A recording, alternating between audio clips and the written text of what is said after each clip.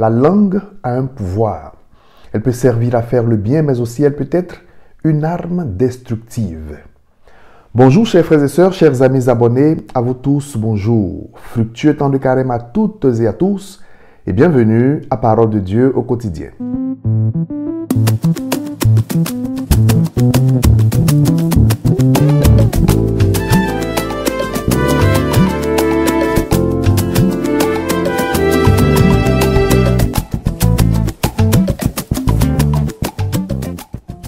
Au nom du Père et du Fils et du Saint-Esprit, Amen. Je vous salue Joseph, vous que la grâce divine a comblé. Le Sauveur a reposé dans vos bras et grandi sous vos yeux. Vous êtes bénie entre tous les hommes, et Jésus, l'enfant divin de votre virginale épouse, est béni. Saint Joseph, donné pour Père au Fils de Dieu, priez pour nous dans nos soucis de famille, de santé et de travail jusqu'à nos derniers jours, et daignez nous secourir à l'heure de notre mort. Amen. Chers amis, chers frères et sœurs, heureux de vous retrouver pour poursuivre notre cheminement de carême après ces 3 jours de méditation sur la vie de Saint Joseph, patron de l'Église universelle. Dans le droit et de façon générale, dans le domaine de la justice, ce qui compte, ce sont les faits.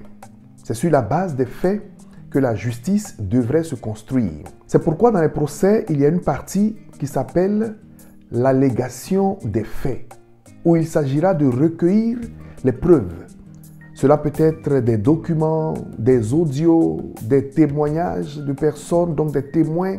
On peut les croire ou ne pas les croire, mais c'est l'allégation des faits, des preuves qui vont constituer le dossier de la justice et du procès. Et c'est une partie très importante de la justice, les faits, ce qui s'est réellement passé. Ce ne sont pas donc les bavardages, les bavarderies qui font la vie, ce sont les faits. L'histoire que nous écrivons avec nos actes qui forge notre identité. Dans l'évangile de ce jour, au chapitre 7 de Saint Jean, il y a une discussion autour de la personne de Jésus. Certains disent, c'est lui le Messie. D'autres, non, celui-là ne peut pas être le Messie. Et les opinions étaient diverses et partagées sur Jésus.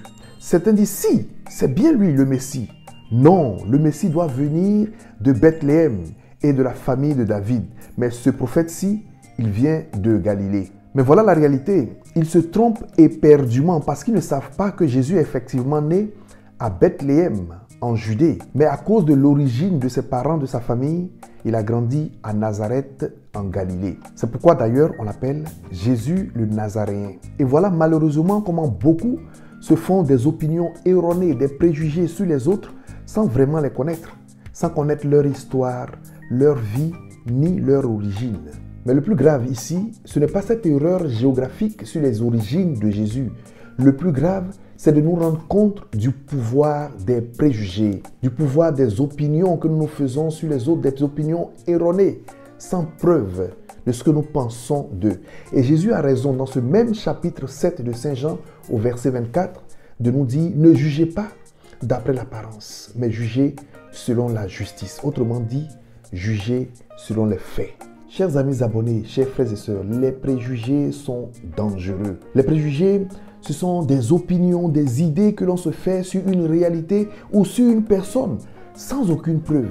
Oui, les préjugés sont dangereux parce qu'ils sont une négation de la réalité présente et un endurcissement du cœur à la vérité future. Quand une personne s'est mise quelque chose dans la tête, pour lui enlever ça de là, mais c'est compliqué. Par exemple, ceux qui croient que tous les musulmans sont des fanatiques, des extrémistes, mais ils se trompent.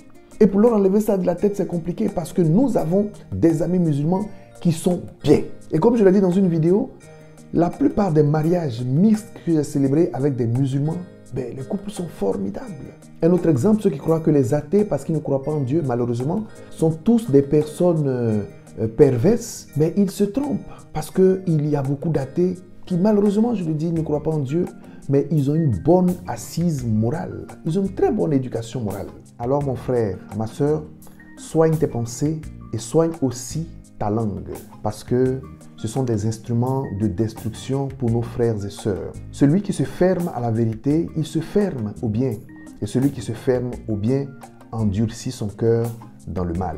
Demandons au Seigneur de nous libérer de tous nos préjugés, de toutes nos pensées négatives sur nos frères et sœurs, sans véritablement les connaître, afin de nous ouvrir à la vérité et au bien.